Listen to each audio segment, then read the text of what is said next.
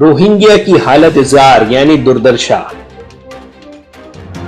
Rohingya संकट छठे साल में दाखिल हो गया है और इसका कोई खात्मा नजर नहीं आता। अब 1 फरवरी 2021 को फौजी बगावत को 1 साल से ज्यादा का अरसा गुजर चुका है और म्यांमार बदस्तूर घातक गृह युद्ध का शिकार है। जिम्मेदारी लेने की कमी, रिफ्यूजी कैंपों में हर कभी होने वाली कत्ल गारत और विदेशी मफादात, ये सब संकट के हल में बड़ी रुकावटें हैं। रोहिंग्या मुसलमानों पर म्यांमार का जुल्म ऐतिहासिक है।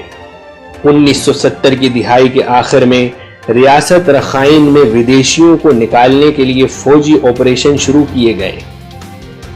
ये रोहिंग्या के लिए एक इस्तिलाह है जिसकी हमेशा म्यांमार की फौजी शासन ने तायीद की, जिसने रोहिंग्या पनाहगजीनों यानी शरणार्थियों की समस्या को जन्म दिया। 1982 में रोहिंग्या की वतन वापसी के बाद शहरियत के कानून ने रोहिंग्या लोगों की हालत मजीद खराब कर दी।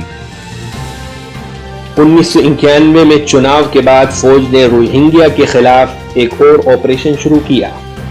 बाद में फिरकावाराना हिंसा की वजह से कट्टर बुद्ध और राष्ट्रवाद के नतीजे में 2012 में मजीद रोहिंग्या बेघर हुए, लेकिन टाइटमेडो द्वारा 2016 के आखिर और 2017 के मध्य में फौजी ऑपरेशन ने माजी के क्रूरताओं की हदों को पार कर दिया और तकरीबन 8 लाख रोहिंग्या मुसलमान पड़ोसी बांग्लादेश में बेघर होकर पनाह लेने लगे।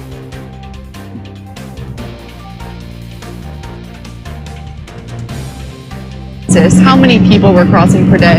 In one wave there will be 10 to 15,000 In a day? in a day. They had to cross this river, but there were too many persons in one boat, so thereby capsizing of the boats. We have to recover lots of dead bodies. As hundreds of thousands of Rohingya flee, Bangladesh has left their borders completely open.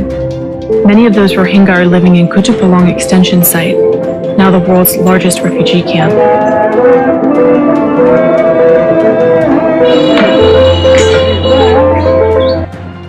2017 में संकट के दौरान बांग्लादेश और Myanmar ने पनाहगजीनों की वापसी के लिए एक मुश्तरका वर्किंग ग्रुप पर इत्तेफाक किया।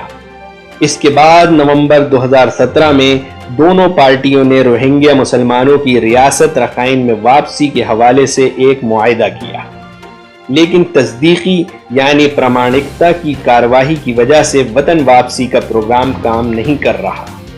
मई 2018 में संयुक्त राष्ट्र संघ और म्यांमार के दरमियान रोहिंग्या की वापसी के एक खुफिया मुआहिदे के बाद में रॉयटर्स ने खुलासा किया, जिसमें शहरियत और नकलो हरकत की आजादी की कोई वाजह जमानत फराहम नहीं की गई।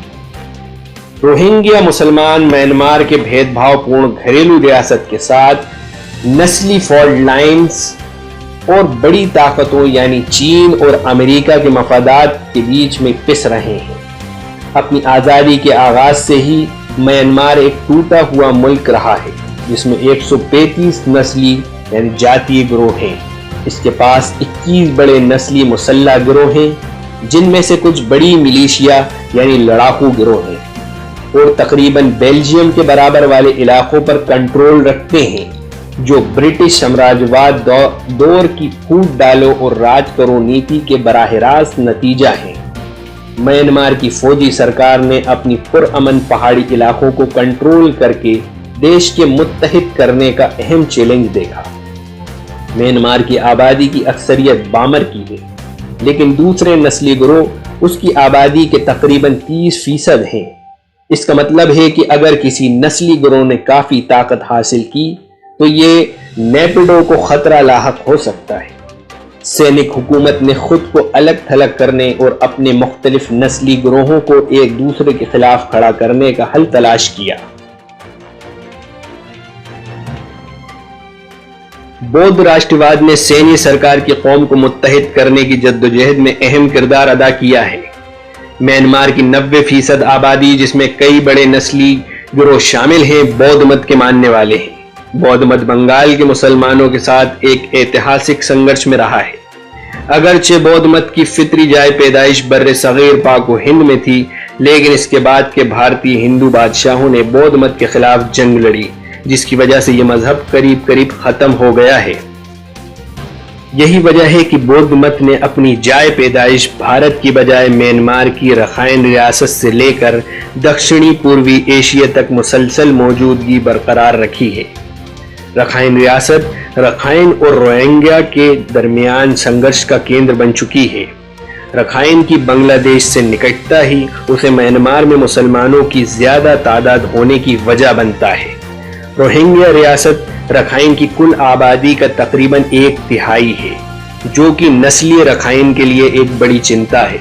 रखाइन का मानना है कि अगर रोहिंग्या को तस्लीम कर लिया जाए तो उनकी सियासी ताकत में कमी आएगी। चीन म्यांमार की सरहदों को अपने दूर दराज सूबे युन्नान के लिए एक स्ट्रेटेजिक बफर और हिंद महासागर के लिए एक मुतबादिल सप्लाई रूट के तौर पर देखता है, ताकि कमजोर मलक्का स्ट्रेट पर निर्भरता को कम किया जा सके। BRI का पाइपलाइन मंसूबा और विशेष आर्थिक जोन म्यांमार में चीनी दिलचस्पी की सबसे बड़ी मिसाल है। तारीखी तौर पर चीन ने म्यांमार के नस्ली शोरिश पसंद ग्रुपों और नेपिडो दोनों की हिमायत की, दोनों को एक दूसरे के खिलाफ दबाव के तौर पर रखा। फौजी शासन के 5 दशकों के मुसलसल राज के बाद ये 2011 में लोकतांत्रिक चुनाव के जरिए दुनिया के सामने खुल गया। इसके बाद चीन ने नेपदाव पर अपना असर रसूख खो दिया, जो कभी उस पर था। दूसरी तरफ चीन पर अपनी निर्भरता कम करने के लिए फौज भी पश्चिम और भारत की तरफ बढ़ गई। 2017 के रेफ्यूजी संकट के बाद जब आलमी बिरादरी फौजी शासन के खिलाफ इंसानी हुकूक का नारा बुलंद कर रही थी, चीन ने म्यांमार में दोबारा अपना असर और रसूख हासिल कर लिया। बांग्लादेश और म्यांमार के दरमियान सालस के तौर पर चीन का किरदार देखने लायक है। रोहिंग्या अपने आप को जोग्राफियाई सियासत का एक शैतानी चक्कर में पाते हैं, जिसमें इलाकाई और अंतर्राष्ट्रीय ताकतों के साथ साथ अंदरूनी कुव्वतें भी शामिल